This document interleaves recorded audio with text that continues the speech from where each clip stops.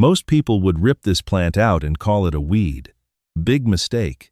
It gives you tender greens first, gluten-free seeds later, and enough plant protein to make it feel like one of the best garden bargains Americans forgot.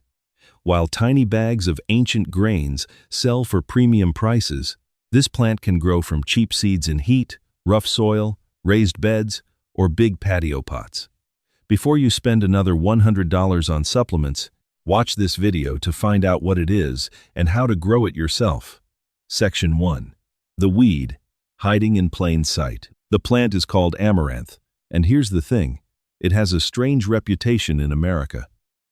Some people see it growing near a fence line and think, that's just a weed. Others only know it as a tiny overpriced bag in the gluten-free aisle at Whole Foods or Trader Joe's. And some gardeners have seen those deep red or purple varieties, and I assumed it was just an ornamental plant, pretty in the backyard, but not really food. But that's the mistake. Amaranth is not just a weed. It is not just an ancient grain. And it is definitely not just a garnish. It is a two-in-one food crop. Tender greens early in the season, protein-rich seeds later on. And that's why it's such a bargain for home growers. This plant gives you leaves and seeds. It handles summer heat better than many cool season greens. It can grow in rough soil where fussier vegetables struggle. And some varieties look good enough to belong in a raised bed, edible landscape, or patio container. You could keep paying premium prices for tiny bags of ancient grains, or you could grow the plant yourself and harvest both greens and seeds. Store-bought is a recurring cost. Garden-grown becomes a living asset. Use the young leaves like cooked spinach in soups, stir-fries, or sautéed greens. Use the seeds in porridge, bowls, popped grain, or flour blends. But to understand why this plant matters, we have to go back long before health food stores ever existed. Section 2. Before grocery stores, this plant fed civilizations. Before supermarkets, before Costco, before protein labels and emergency food buckets, people had a much simpler question about a plant. Does it keep families alive? Most Americans know corn, beans, and squash as important indigenous crops. But what most people don't realize is that amaranth was also a major part of the food history of the Americas. It was not some tiny side crop growing in the background. Historical records describe amaranth as one of the major food crops in Mesoamerica, standing beside corn and beans in importance. And honestly, that makes sense when you look at what the plant can do. It can handle heat. It can survive dry conditions. It can grow in soil that is far from perfect. The leaves can be eaten before the seeds are mature. And then later, the same plant can produce thousands of tiny seeds. Today, people spend more money trying to make their diet resilient, protein bars, organic grains, emergency food storage, all of it. But ancient people chose crops by a simpler standard. Can this plant actually feed us? The Aztecs called it huautli. The Inca knew it as kiwicha. In the Himalayas, it became ramdana. In the Caribbean, the leaves live on in dishes like callaloo. Different cultures, different names, same discovery. And for American gardeners today, that matters. In the Southwest, it makes sense for heat. In the Midwest and South, it fits summer gardens. In urban spaces, it can grow in large containers. On a homestead, it belongs in a food security bed. And once you understand how useful it was, the nutrition starts to make a lot more sense. Section 3. The complete protein angle. Now, in America, protein is almost its own industry. People buy protein powder at Costco, protein bars at gas stations, Greek yogurt by the case, beef, chicken meal prep, plant-based protein shakes. And honestly, a lot of that makes sense. Protein matters. But here's where amaranth gets interesting. It is not just another carb pretending to be healthy. Amaranth is known for containing all 9 essential amino acids, which makes it stand out among many plant-based grains. That means this little seed is doing something most garden crops do not. A tomato gives you flavor. Lettuce gives you freshness. Herbs give you aroma. But amaranth gives you edible leaves, minerals, calories, and a protein-rich seed from the same plant. And this is where the money part really hits. You might spend $100 on protein powder at Costco, a few bags of organic grains, and maybe a greens supplement. But for that same $100, you could walk into Home Depot, Lowe's, or a local nursery and buy seeds, soil, compost, and containers to start growing food that keeps producing. One is consumption, the other is capacity. Ancient people didn't need a nutrition label to know this plant mattered. They saw it in harvests, energy, survival, and full stomachs. Modern science is just giving names to what they already noticed. Amino acid balance, mineral density, and protein quality.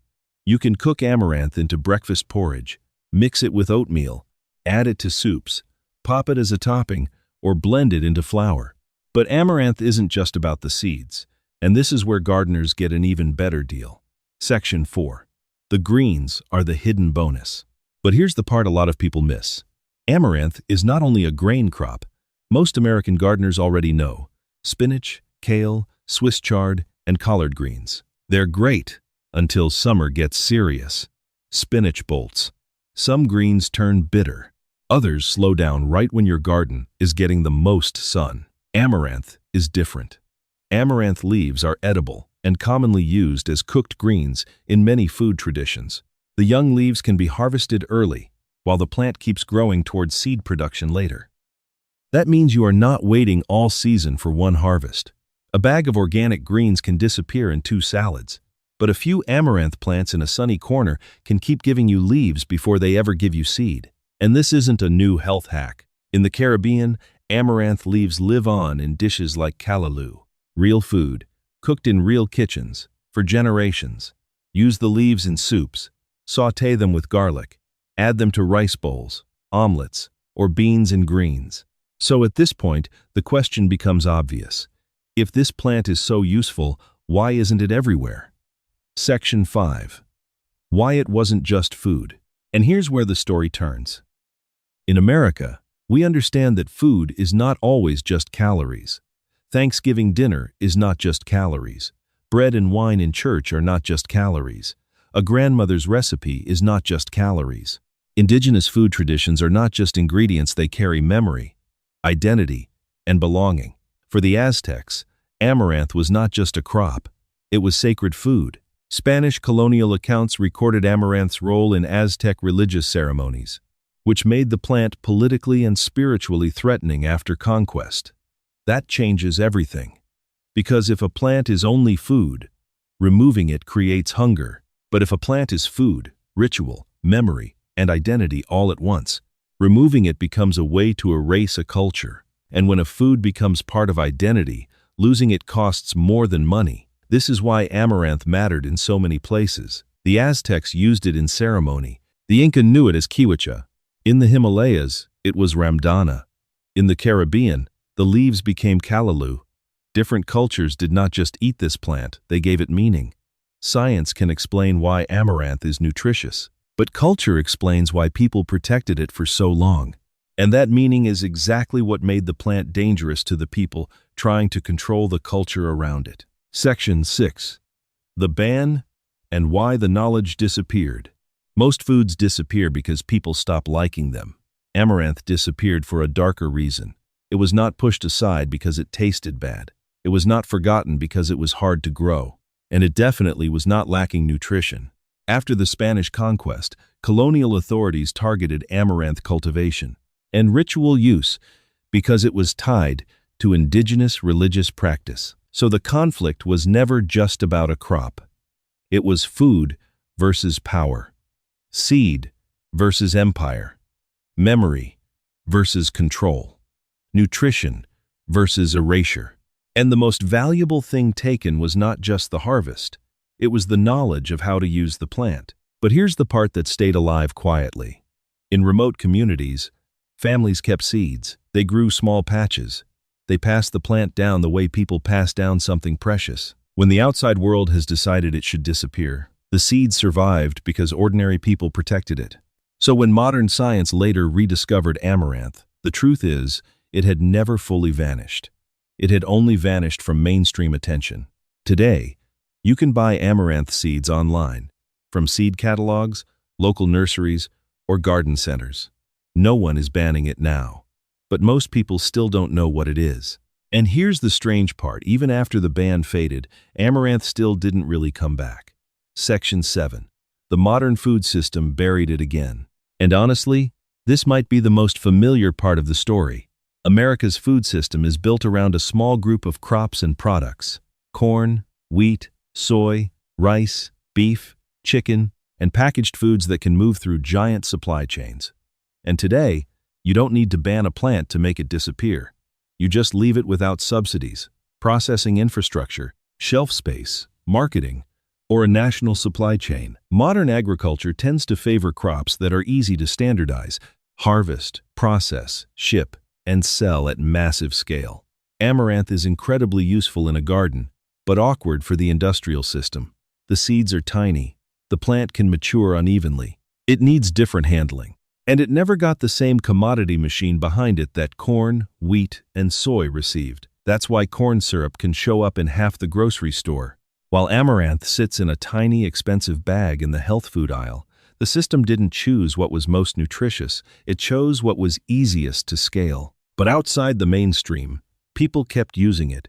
In Mexico, the Andes, the Himalayas, the Caribbean, and food traditions across Africa and Asia, science may call it an underutilized crop. A gardener can call it something simpler, useful. A backyard doesn't need a national supply chain. A raised bed doesn't need a subsidy. A patio container doesn't need permission from the grocery industry. And that brings us to the part that actually matters for you. This plant is not hard to bring back. Section 8. Why it makes sense for American gardeners. And this is where amaranth becomes more than a health food story. Because right now, a lot of Americans are dealing with higher grocery prices, hotter summers, water concerns, and this growing desire to have at least some control over their own food. Backyard gardens, raised beds, patio containers, small homesteads, they all make more sense than they did a few years ago. Amaranth fits that moment almost perfectly.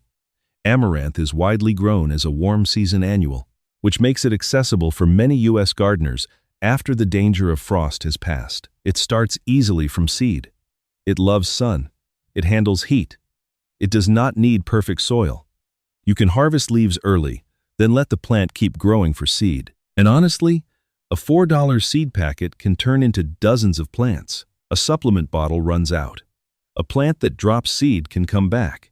That is the difference between buying health and building capacity. Full sun, warm weather, decent drainage, and enough space, that's the basic idea. But the real win is not just that you can grow it. It's what growing it changes in the way you think about food. Section 9. The real reason this plant feels so powerful now. And this is why amaranth feels so different now. Modern Americans are constantly pushed into buying health, supplements, superfoods, organic greens, protein products, powders, bars, capsules, and one more solution in a plastic tub. But amaranth changes the question. Instead of asking, "What should I buy next?" it asks, "What can I grow?" The science explains the nutrition, but the garden explains the independence. This plant carries health value, food security value, low-cost gardening value, and cultural value all at once. You could keep spending money every month trying to patch your diet with products, or you could spend once on seeds, soil, and a container and start building a living source of food right outside your door. That is recurring consumption versus living production.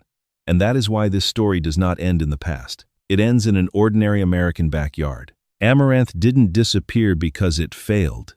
It disappeared because people forgot its power. But the seed survived, and now you can grow it back. So tell me, would you grow amaranth for the greens, the grain, or the history? Subscribe for more forgotten plants you can grow at home.